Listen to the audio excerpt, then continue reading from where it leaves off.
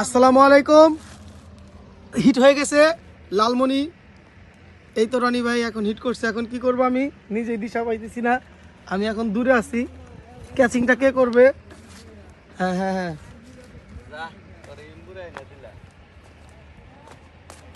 হ্যাঁ, এই তো মাছটা এই রনি ভাই, জানি না কতটুকু হবে। হ্যাঁ 1-1.5 কেজি 2 কেজি তো হবেই। হ্যাঁ সাইজের আছে। এই যে মাছটি হিট হয়ে গেলে কেজির উপরে হবে। আইটা ছোট করলেই হয়ে যাবে।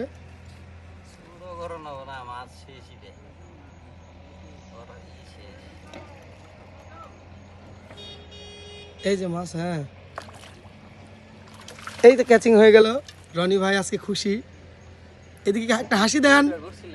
হ্যাঁ দুইটা করছিলাম তুই হাত দিয়ে।